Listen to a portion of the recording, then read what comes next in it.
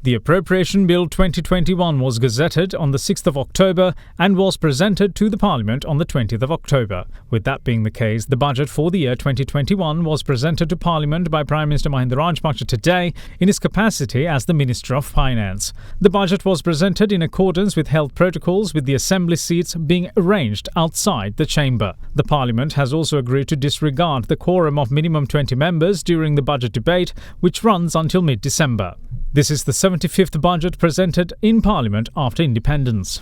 අතිගරු ගෝඨාභය රාජපක්ෂ ජනාධිපතිතුමාගේ රජයේ සෞභාග්‍ය දැක්ම ප්‍රතිපත්ති රාමුව තුළ 2021-2023 මැදිකාලීන ආර්ථික පුනර්ජීවන ආදී ලිදුකප පිටුදැකීමේ කඩිනම් වැඩසටහන ශක්තිමත් කරන 2021 අයවැය මේ උත්තරීතර සභාවට ඉදිරිපත් කරන්නේ ඉබාත් සතුටිනි. අපරට කවර ආර්ථික මට්ටමක සිටියත් කවර අභියෝගයන්ට මුහුණ දී තිබුණත් පිළිගත යුතු එක් මූලික යථාර්ථයක් වන්නේ කාර්මීකරණයේ ඉදිරියට පැමිණි ලෝක ආර්ථිකය මේ වෙන විට තාක්ෂණික ආර්ථිකයේ පිවිසී ඇති බවයි.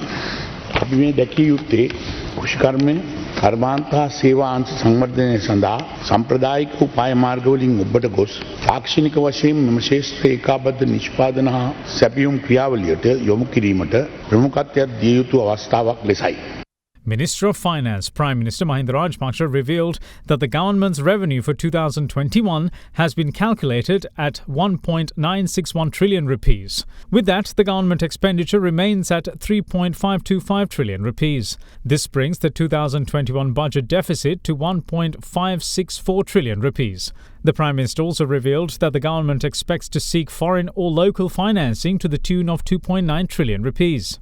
The funding allocations in the 2021 budget are 355.15 billion rupees to the Ministry of Defence, 159.47 billion rupees to the Ministry of Health, 126.54 billion to the Ministry of Education, 9.3 billion for the Office of the President, and 1.05 billion rupees for the Prime Minister's office.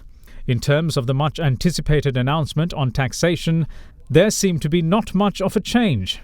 The announcements were no major tax changes over the next 5 years, and instead, measures will be implemented to make it more convenient for businesses and individuals to pay their taxes. VAT will remain unchanged at 8% for businesses with a turnover more than 25 million rupees every quarter. A special goods and services tax is to be introduced. Mandatory filing of income taxes online by businesses from the 1st of April 2021. Individuals with a monthly income of over 250,000 rupees will be able to instruct banks to transfer personal income taxes to the tax department directly.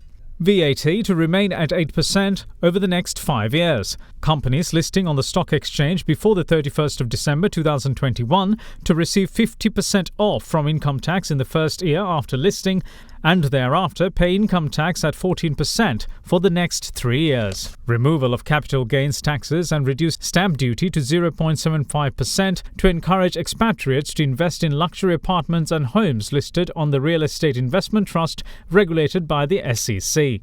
To encourage savings, health insurance premiums, investments in treasury bills and bonds, mortgage payments and investment in companies of up to 100,000 rupees per month to be deductible in calculating the income tax purposes. A relief system to pay national building tax is also among them. Agriculture, fisheries and livestock to be exempted from income tax over the next 5 years. New laws to deal with fraudulent income tax claims. Introduction of a new special tax appeal court. An income tax rate for the next 3 years for these companies. Real estate investment to be exempt from income tax. Tax relief for bonded warehouses and commodity trading. Import tax relief for spare parts. Tax relief for the gem and jewellery industry on earning for 3 years. Increase in taxes on dry fish and canned fish. In terms of tourism industry, the announcements were an extension of the moratorium on loans taken by the tourism industry to September next year. Taxes and charges levied by local government institutions on tourism businesses to be simplified and be subjected to a minimum limit. For the industrial sector, the government announced plans for the development of local apparel industry and the development of the RATNAPURA International Gem Industrial City.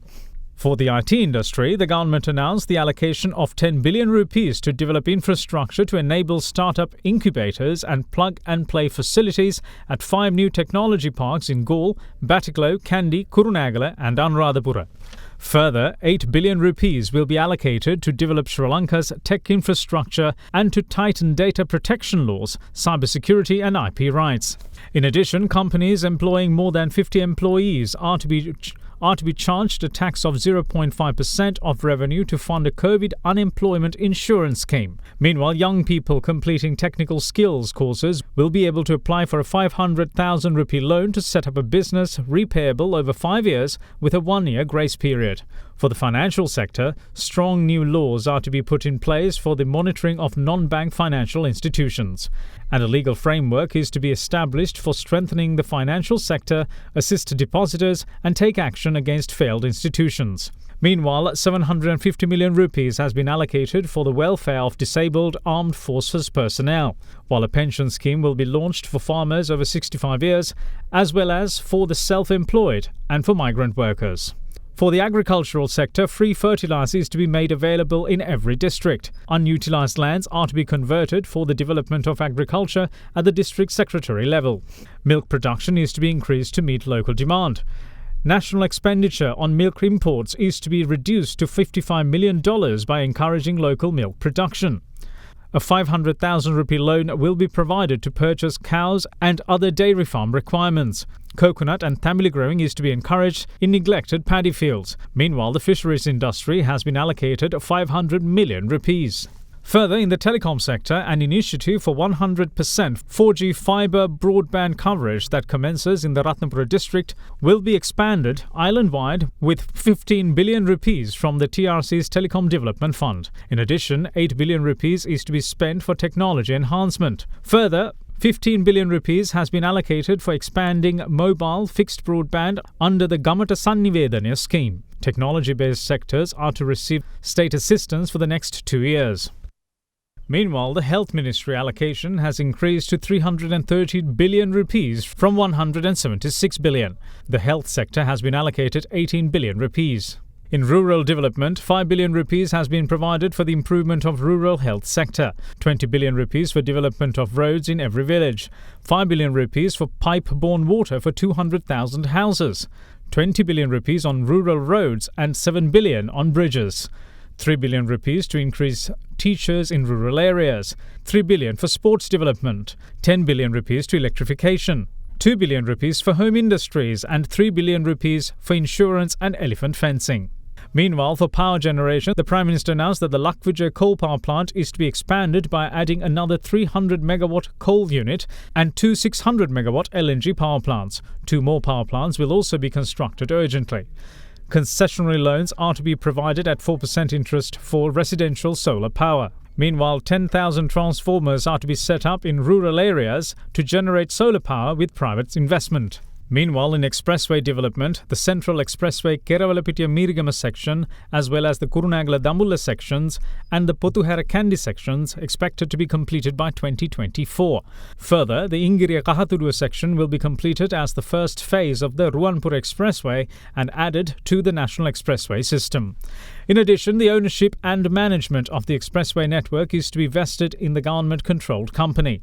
The government also announced that Colombo's Marine Drive will be extended up to Moratua.